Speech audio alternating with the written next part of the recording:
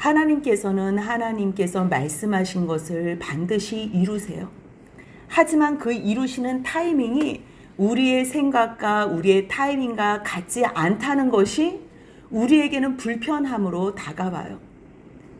아니, 하나님께서 약속하셨으면 좀 빨리 좀 이루어 주시지. 언제까지 기다리시지? 하지만 하나님께서는요, 가장 좋은 때에 하나님께서 일을 하셔요. 하나님께서는 아브라함과 이삭과 야곱에게 내가 이 땅, 약속한 땅에 다시 오게 해주겠다고 여러 번 약속하셨어요. 특히 아브라함에게는 내가 내 자손을 저 별과 같이 많게 하리라고 약속하셨어요. 이삭에게도, 이삭뿐만 아니라 야곱에게도 하나님께서 말씀하셨어요. 그 약속을 하나님께서는 정상적인 방법을 통해서 질서에 의해서 이루시지요. 하나님께서 백성을 많게 하리라. 그렇다고 해서 갑자기 한 사람이 수천 명을 낳고 갑자기 인구 폭발을 시키고 그렇게는 하지 않는 거예요. 정상적인 방법으로 생육하고 번성하여 땅에 충만하게 강한 하나님의 백성으로 하나님께서는 하나님의 말씀을 신실하게 지키셨어요. 하지만 상황과 환경은 하나님의 약속이 이루어짐에도 불구하고 너무 열악한 상황으로 보여지는 거는 인구는 많아졌어요. 뭔가 하나님의 백성이 정말 애굽 땅에서 엄청나게 많아져서 바로도 백성들이 많아진 것을 보면서 두려움에 떨 만큼, 그래서 아들을 낳거든 나일강에 다 버리라고 그렇게 명령할 만큼 위기 상황 가운데 놓였어요. 그런데 이스라엘 백성들이 볼 때는요, 그냥 차라리 하나님의 약속 이루어지지 말지, 그냥 백성들 많아지지 않아도 되니까 우리 조금 편하게 지내면 좋겠다. 그냥 굳이 가나안 안 가도 돼. 약속의 땅 필요 없어. 우리는 그냥 이곳에서 잘 먹고 잘 살면 좋겠어. 그것이 이스라엘 백성들과 우리가 이 땅에 사는 우리들의 소원이 비슷할 줄로 알아요. 근데 하나님의 목적을 우리가 놓치면 어느 누구나 이렇게 안일함과 이 세상의 편의를 추구하며 살게 돼 있어요. 그냥 미래 필요 없어. 아니, 그냥 죽고 나서 나 지금 그거 나 관심 없어. 우리들은 당장 내 감정과 내 입에 들어가는 이 음식이 중요한 거예요. 내 환경이, 내 주위의 상황이 나를 어떻게 보는지, 그것이 너무 중요한 거예요. 근데 하나님께서는요, 보여지는 것이 다가 아니라는 것을 계속 말씀하세요. 계속. 처음부터 끝까지. 보이지 않는 하나님께서 말씀으로 이 땅을 만드셨어요. 보이지 않는 하나님께서 실존하신다는 것을 무엇으로 보이셨어요? 창조 세계로 보이셨어요. 그 창조부터 하나님은 보이지 않는 세계의 그 하나님의 능력, 상상할 수 없는 하나님의 크심, 이런 것을 계속적으로 말씀하시고 드러내주세요. 그 말씀을 사모하고 관심이 있는 자에게 하나님께서는 집중해서 들려주시고, 또 순종하여 걸어오는 자에게 또 하나님께서는 다시 한번 약속을 이루어주세요. 하나님께서는 모두에게 하나님의 음성을 들려주세요. 모두에게. 환경을 통해서, 상황을 통해서, 사람의 말을 통해서, 아니 내 마음속에 양심의 음성을 통해서 하나님께서는 끊임없이 하나님의 방법으로 다 들려주세요. 그런데 그것에 귀를 닫고 내 뜻, 내 방법, 내 생각으로 내가 하고 싶은 대로 사는 사람, 내가 중요한 사람, 사단의 통치 가운데서 내가 중요한 사람, 늘 두 소리 중에서 하나님의 음성, 양심의 소리를 듣지 않고 내 편의대로 사단의 소리를 듣는 사람들은요, 하나님의 말씀 안에 인도함을 못 받아요. 하지만 두 소리가 들렸을 때 내가 듣기 좋아하는 소리 말고 내가 힘들지만 강력하게 밀려 들어오는 소리, 내가 제어할 수 없는 그러한 힘으로 들려오는 소리, 그 소리에 관심을 갖고 순종하면요, 하나님께서 더 분명하고 더 정확하게 들려주세요. 그래서 우리가요, 이 모든 것들을 관심이 있게 듣는 사람, 하나님 앞에서 보이지 않는 하나님을 사모하며 그의 하나님한테 나의 마음과 생각에 초점을 맞추는 사람, 하나님께서는 그러한 사람을 준비시켜 주셨다가 어느 시점에 하나님의 시간에 그 사람을 준비해서 쓰시고 부르세요. 그 말씀이 우리가 지난 시간에 봤던 3장 1절 모세를 부르신 하나님의 시간이었어요. 모세는 양떼를 쳤어요. 자기 양도 아니고 장인의 양을 치다가 어디까지 왔대요? 서쪽으로 오다가 미디안 광야에서 호렙산까지 왔다는 거예요. 나이 80에 양을 먹여야 되겠다는 생각. 모세는요, 그 나이에 할 게 없어요. 이제는 이 양과 함께 살고 이 양을 쉴 만한 물가로 푸른 초장으로 인도하는 것이 모세의 기쁨이고 모세의 그게 일이에요. 하나님께서는 이 시점에서 이제는 내 백성들을 인도할 수 있겠다 생각하신 거예요. 떨기나무 가운데 불꽃으로 임하신 하나님.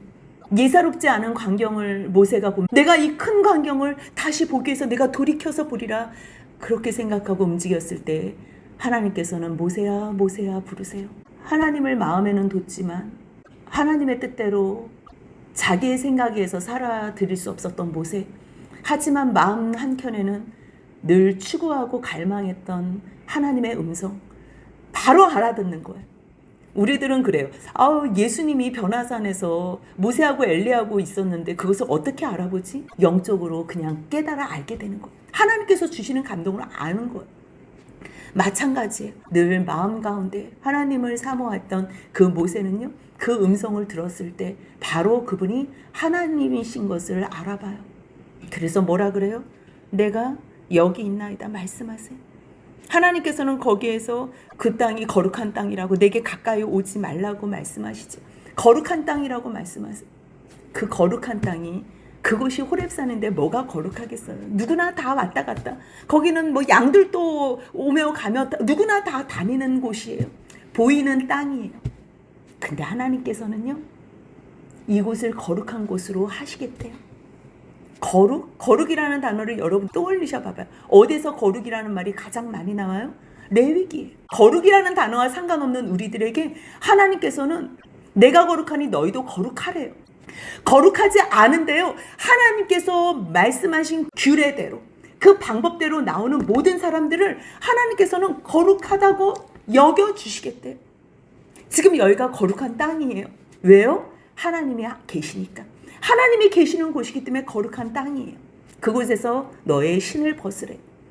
혼자 많이 묵상했어요. 이 신을 왜 벗으라고 하셨을까? 왜 이곳이 왜 거룩한 곳일까? 보이는 세계가 있지만 보이지 않는 하나님의 세계. 그곳은 하나님이 임재하시는 곳이에요. 하나님이 통치하시는 곳. 이곳이 보이는 곳이지만요, 보이지 않는 이곳에서 하나님의 통치가 이루어진다면 이곳은 하나님께서 함께 하시는 거룩한 곳이에요. 그렇다면 하나님께서 내가 너를 보내는 증거를 뭐라고 말씀하셨어요?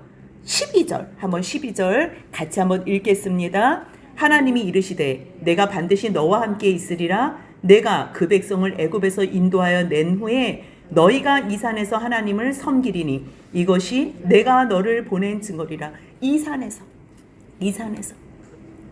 호렙산 시내산이에요.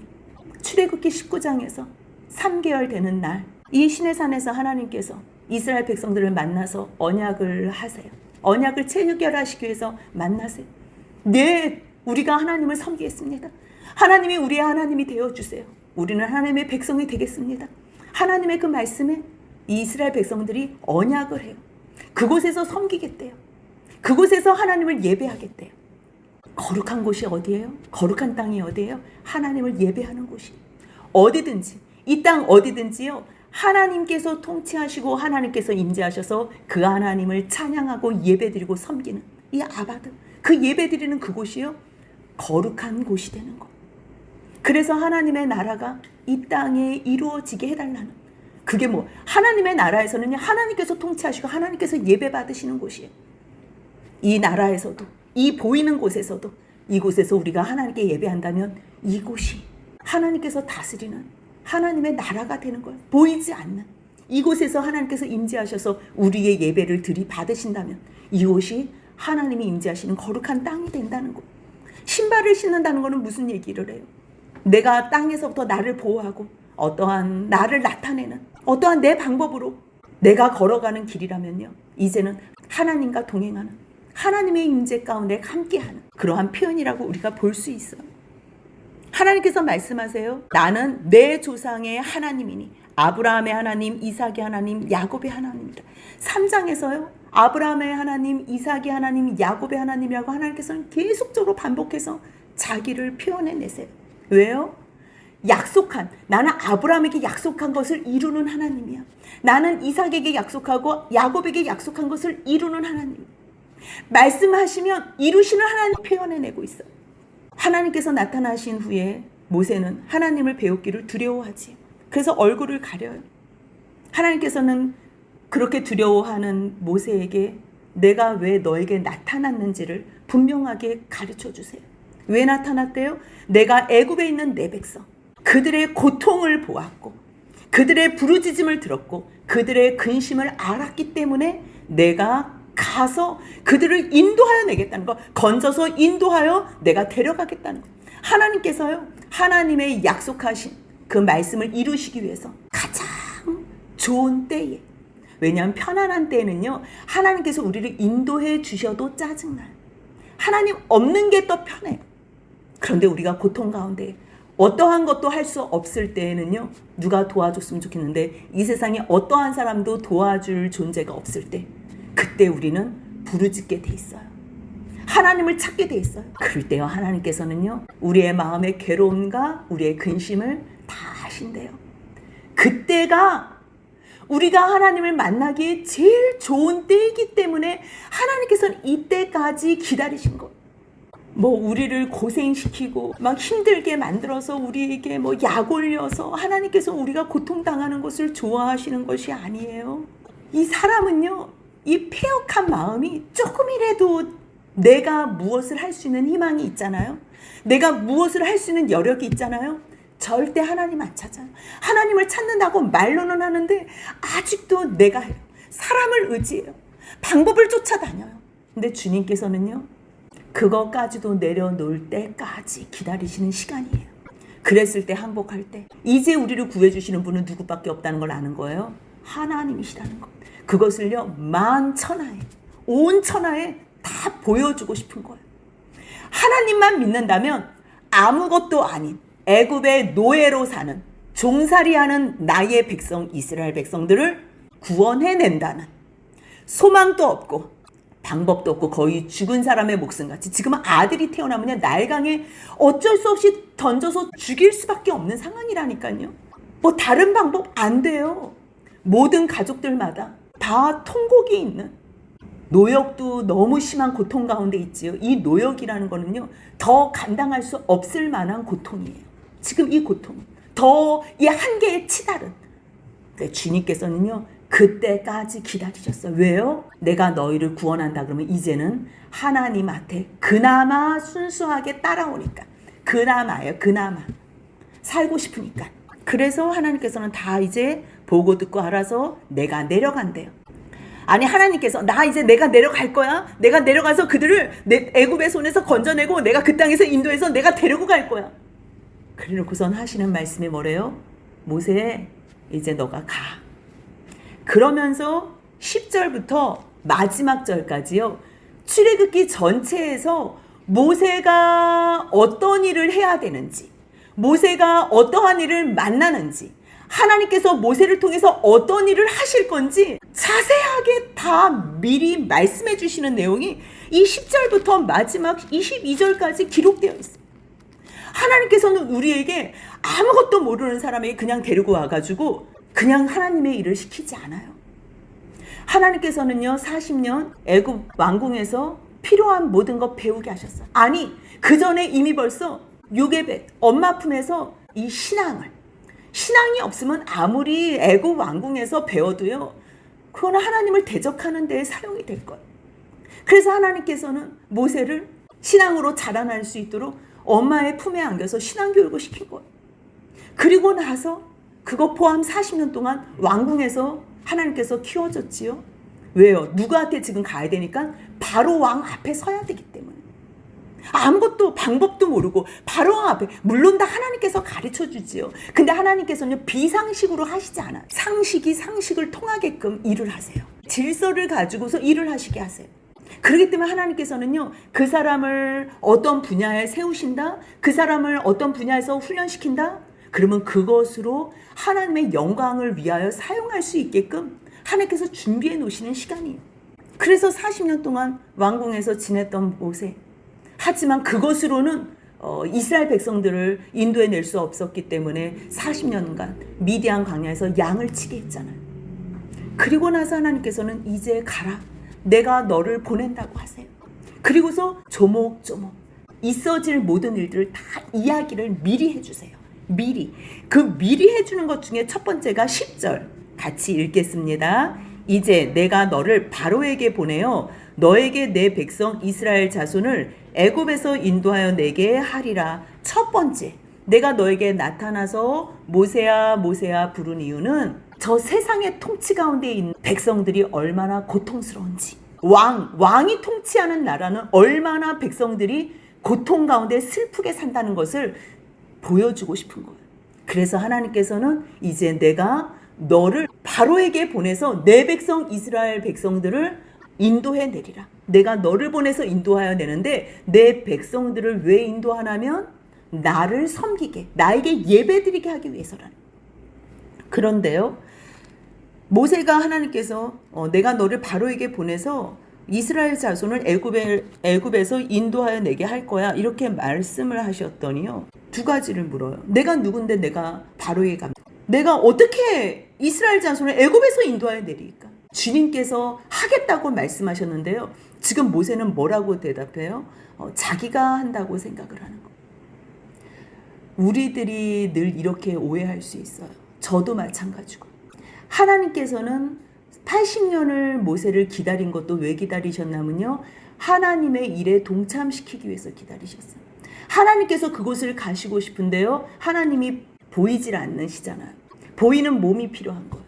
그 사람을 통해서 하나님 함께 하심으로 말미암아 하나님께서 하시는 것을 보여줘서 일하시는 거예요. 그래서 80년을 기다려서 내가 너를 바로에게 보낼 거야 이렇게 말하는 거예요. 내가 너를 바로에게 보내는 거예요. 그래서 이스라엘 자손을 애굽에서 인도하여 내게 하리라. 인도하여 내게 할 거야. 이것도 누가 하시겠다는 거야? 하나님께서 하시겠다는 거야. 그러면 모세는 어떻게 하면 돼요? 그냥 하나님께서 보내면 가면 돼요. 그리고 인도하여 낸다 그러면 하나님께서 시키시는 일만 하면 되는 거예요. 근데 머릿속으로 계산이 되는 거예요. 잠깐만, 나를 보낸다면? 아니 내가 누군데가? 아니 내가 뭔데 이스라엘 백성들을 인도하여 내? 하나님께서 다시 대답해 주세요. 12절 같이 읽습니다. 하나님이 이르시되 내가 반드시 너와 함께 있으리라. 내가 그 백성을 애굽에서 인도하여 낸 후에 너희가 이 산에서 하나님을 섬기리니 이것이 내가 너를 보낸 증거니라. 하나님께서 말씀을 하신다고 하고 설명을 해도요, 모세는 못 알아들어요. 왜냐하면 이러한 일은 처음이기 때문에. 그 과거에 하나님께서 이러한 일을 하셨다면 내가 과거에 아브라함한테 이렇게 했었거든 뭐 이렇게 설명을 할 수 있는데요, 지금 이 일은 하나님께서도 이스라엘 백성 한 사람 한 사람을 인도해 내셨지만 하나님 나라의 백성, 하나님께서 선택하신 이 백성에 대한 구원과 인도하심은 하나님도 보여주면서 가르쳐줘야 되는 일이기 때문에 이것을 뭐라고 설명할 수 없는 거예요. 그럴 때 미래 우리는 빨리 보여줘봐요, 증거를 대봐요 그러잖아요. 근데 하나님께서 증거를 댈 수가 없어요. 왜냐하면 이 일은 한 번도 있어진 것이 아니기 때문에. 그렇기 때문에 이 증거는 언제 나타나요? 미래에 나타나는 거예요. 그 미래에 어떤 것으로 나타나요? 너희가 이 산에서 나를 섬기면, 나를 예배하는 그 자리가 내가 너를 보낸 증거라는 거. 이건 무슨 말씀이에요? 하나님께서는 하나님의 종들을 많이 이 땅에 보내세요. 그런데 그 종들이 하나님이 보낸 종들이라는 것을 어떻게 알 수 있다는 거예요? 하나님께서 보낸 그 사람들을 하나님 앞에 예배자로 세운다면, 이 세상 사람들은요, 예배 드린다면서 다 자기를 위해서 살아요. 모두가 다 자기를 위해서 예배해요. 자기가 만족이 돼야 돼요. 자기가 기분 나쁘면 오늘 예배 없어요. 자기가 바쁘면 오늘 예배 안 드려요.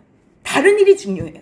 그런데 어떠한 것보다 내 감정, 내 상황, 내 계획, 내게 없는 사람, 그 사람이 바로 하나님 앞에 예배자로 쓰는 거예요.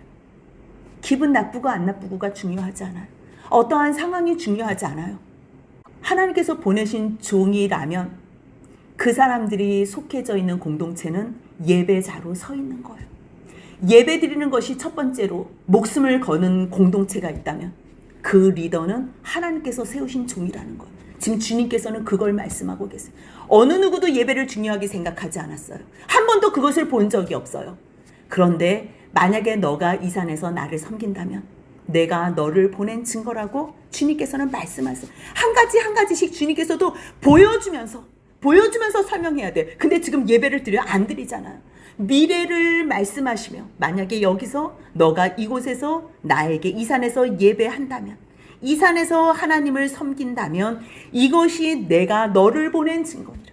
우리는 자꾸만 증거를 보내어 달래요. 하나님 보여지는 게 있어야지. 막 부흥도 일어나야 되고, 말씀을 증거할 때 제가 실수도 안 하고 정말 발병가가 돼가지고 아주 파워풀하게 정말 천사와도 같이 그러한 능력으로 말씀을 증거해야지. 우리들은 그런 것을 원할 수 있어. 아니, 그대 이 말씀을 묵상하면서 다른 것이 증거가 아니야. 내가 너를 보낸 증거라면 이곳에서 하나님께 온전한 마음으로 예배를 드리는 환경을 만들고 있니? 한 사람 한 사람이 진정 하나님 앞에 예배자로 서니? 예배 드리기 싫고 내일이 바쁘고 내 감정이 중요해도 너가 한 사람 한 사람을 예배자로 세우고 있니? 만약에 이곳에서 전에보다 오늘 더 예배에 집중할 수 있다면 그것이 내가 너를 보낸 증거다. 주님께서는 오늘 우리에게 그렇게 말씀하고 계시는 거예요. 아직 모세는 이 말을 들어도 잘 몰라요.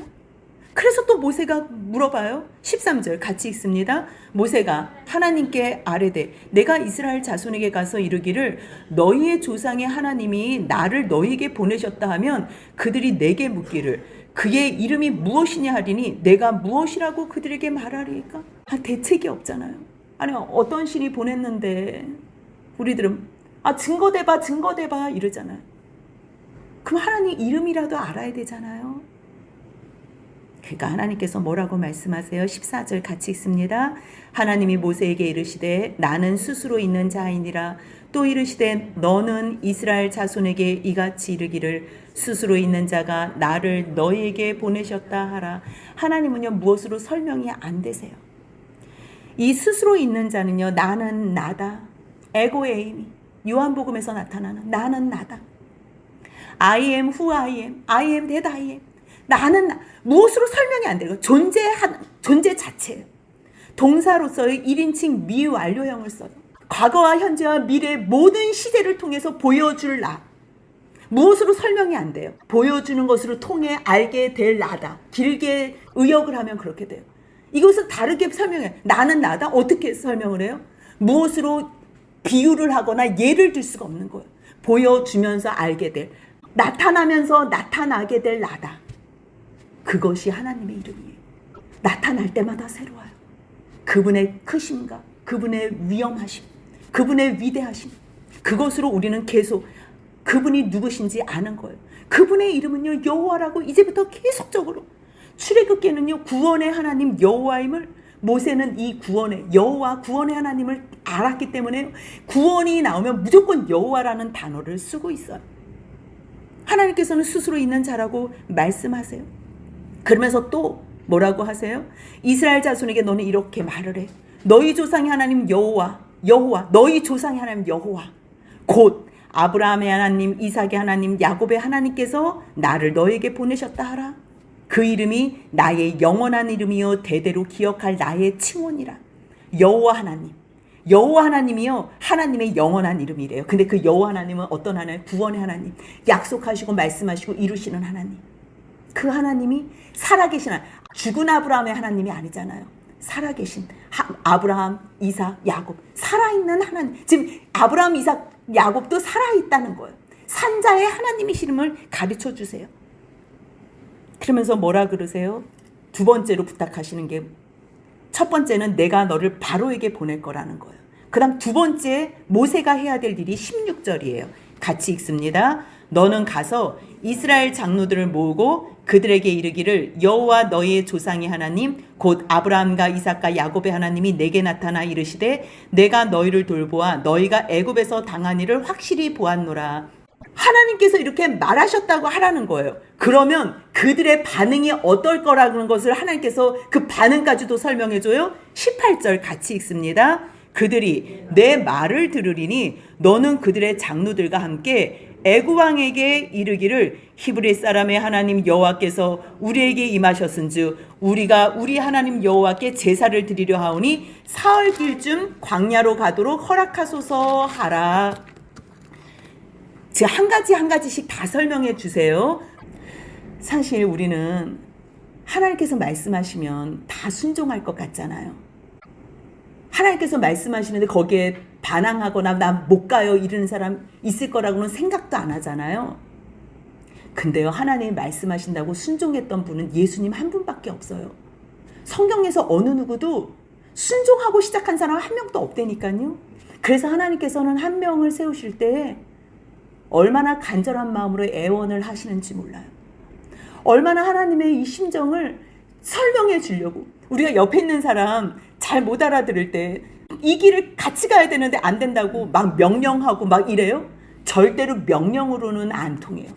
물론 내가 돈이 너무 많고 저 사람은 돈이 없어서 내가 돈을 주면서 명령하면 그것이 통할 때가 있어요. 저 사람이 필요한 게 아니라 돈이 필요하기 때문에. 그래서 그 명령에 순종하는 것처럼 보일 수가 있어요. 하지만 그거는 진정한 순종이 될 수가 없어요. 자기의 적인 일들이 다 해결이 되면요, 그 다음에는 그 사람의 말을 안 들어요.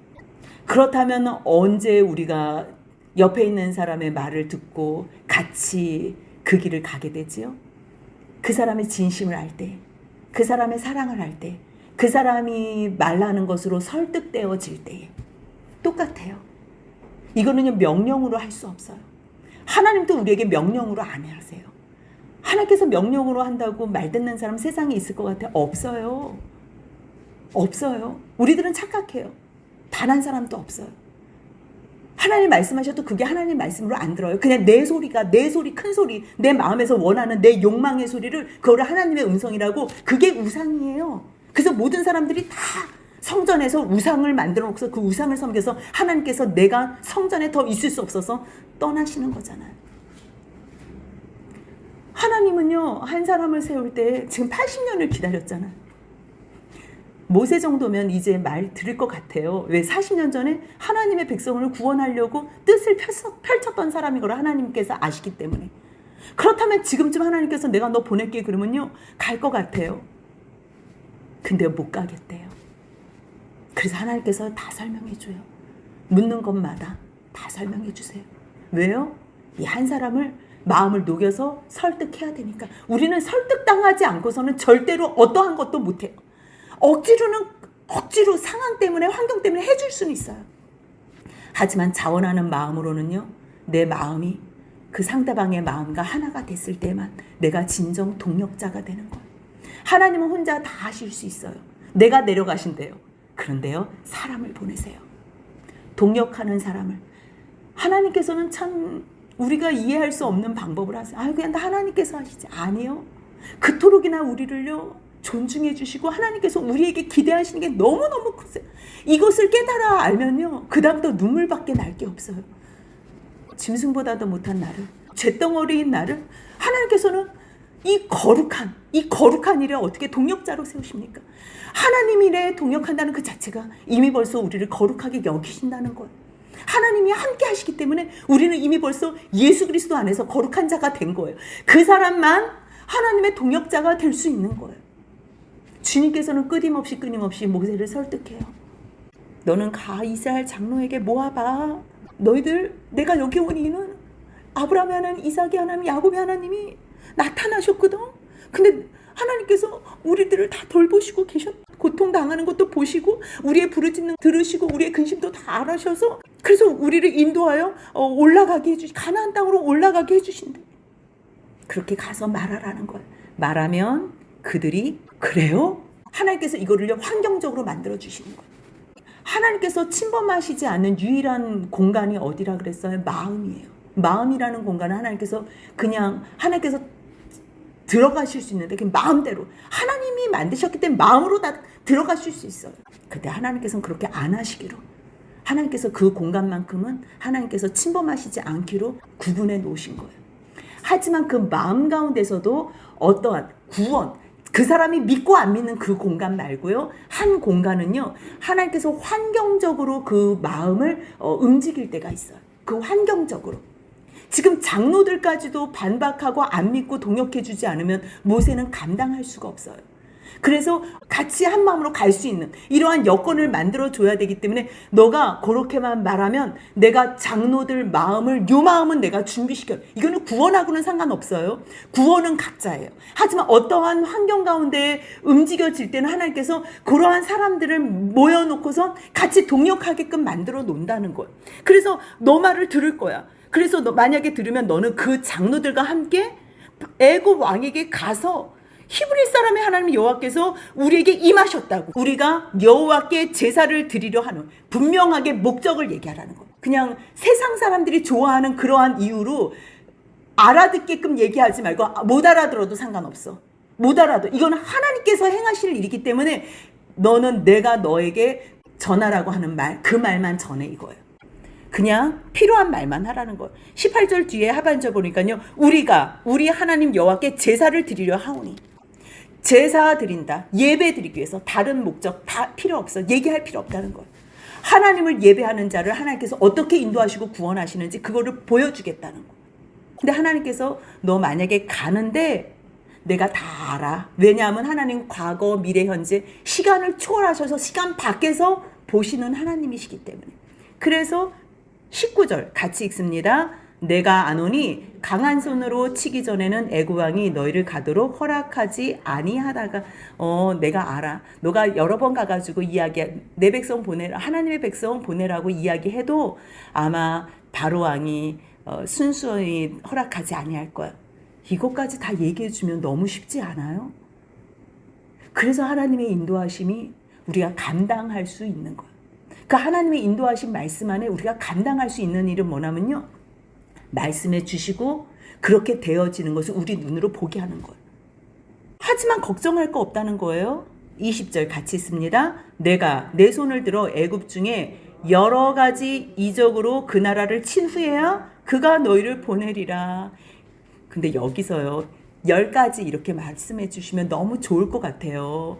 그런데 10가지라고 말씀하시지 않고요, 여러 가지래, 여러 가지. 이게 우리한테 어려운 거예요. 딱 시간을 정해놓고 하면 우리는 그때까지 기다릴 수 있거든요. 이거는요, 시간을 믿는 거지 하나님을 믿는 게 아니에요. 하나님을 믿는다면요, 그냥 시간, 공간 모든 것을 다 초월해서 하나님한테 그냥 의탁하는 거예요. 그러니까 우리 시간, 우리 계획, 이런 거에 우리가 집착을 하면 안 돼요. 하나님 언제까지요? 몇 번이? 우리는 이걸 또 묻는데요. 주님은 그냥 여러 가지. 이게 어려운 거지. 그런데 분명한 건 뭐예요? 하나님께서 하나님의 손을 들어 애굽 사람을 친대요. 근데 여러 가지로 친 후에는 어떻게 한대요? 그가 너희를 보낸다는 거. 너무 정확해요. 내가 너를 지금 바로한테 보낼 거야. 그 다음에 너는 장로들에게 가. 그럼 장로들이 너의 말을 들을 거야. 그 다음에 같이 너의 말을 듣고서 바로에게 갈 거야. 바로에게 우리 백성 보내달라, 우리 하나님 앞에 제사 지내고 예배 드려야 된다 말해도 바로가 보내주지 않을 거야. 하지만 걱정하지 마. 내가 여러 가지 이적으로 친 후에는 보낼 수밖에 없어. 보낼 거야. 그때 너희들이 나갈 때 어떤 모습으로 나가냐면 21절 22절 같이 있습니다. 내가 애굽 사람으로 이 백성에게 은혜를 입히게 할지라 너희가 나갈 때 빈손으로 가지 아니하리니 여인들은 모두 그 이웃 사람과 및 자기 집에 거류하는 여인에게 은폐물과 금폐물과 의복을 구하여 너희의 자녀를 꾸미라. 너희는 애굽 사람들의 물품을 취하리라.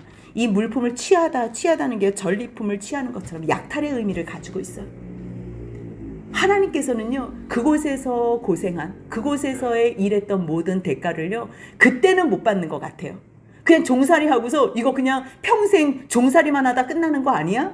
400년 동안 대를 이어서 우리가 애굽에 지금 종살이 하러 왔어? 우리는 여러 가지로 하나님 앞에, 하나님 이게 무슨 일이에요? 불평할 수 있어요. 근데요, 하나님께서 하시면요, 한 번에 다 끝내줘요. 한 번에. 정말 제왕들 접대가지고 보내는 것처럼 최고의 모든 것, 다 필요한 모든 것, 너희의 자녀들까지 꾸며가지고 내보내라는, 이거 뭐 얼마나 확실해요. 하나님께서는요, 이 모든 것들을 설명하시고 이렇게 이루어진다는 것, 이렇게 될 것이라는 것을 모세에게 말해요. 모세에게 말씀해 주세요.